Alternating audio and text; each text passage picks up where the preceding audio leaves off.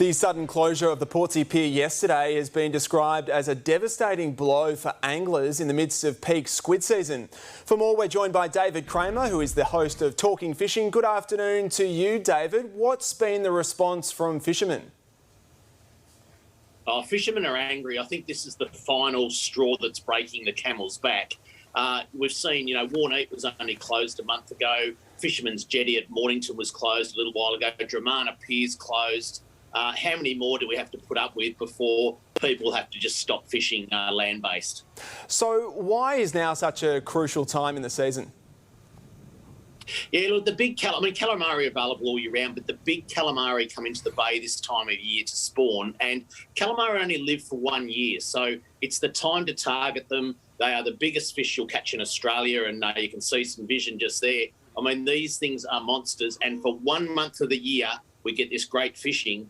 They come in on both Queenscliff and Portsea side, and if you miss this sort of run, then it's back to the little ones for the rest of the year. And Portsea is the #1 pier in Port Phillip Bay to target these fish. So what has been the response from fishermen now? What can they do instead? Well, they're not going to be able to target these fish land-based anymore because no other pier offers that deep water fishing with really good weed beds for the calamari. So, you can say go to Sorrento, go to Rye, go to Rosebud. The conditions aren't there for calamari to be around the pier. So it's miss out. And what the anglers can't understand is you've got a Victorian government that does so much for fishing. They've stocked 10 million fish this year. They've made boat ramps free to launch, and yet Parks Victoria come along and they just keep shutting down access.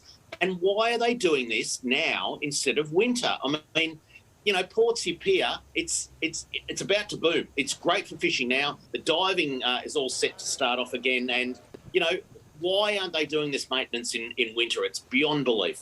So the timing's the real issue here. What state is the pier in at the moment? Well, I read a little report this afternoon from Parks that said, look, there's one pylon that needs completely replacing and others need wrapping for high levels of corrosion. But that doesn't happen overnight, So I don't get why. When did Parks first know about this, and why do they decide to shut it down in October, in the prime time of calamari and leading into the prime of summer? Now, Parks Victoria don't have a very good record either. So when they say that it will be open and construction will be finished end of or close to late 2022, that usually means about 3 months delayed, and we'll probably end up with no pier till February next year. How do you think this situation could have been better handled, do you think? I think they've got to start talking to stakeholders, the people that use these facilities, and plan better. I mean, they just, the first people know about it is they come along and put a fence up, as happened yesterday. None of the residents in Portsea knew this was coming. The anglers didn't know this was coming. There was a media release from the Victorian government.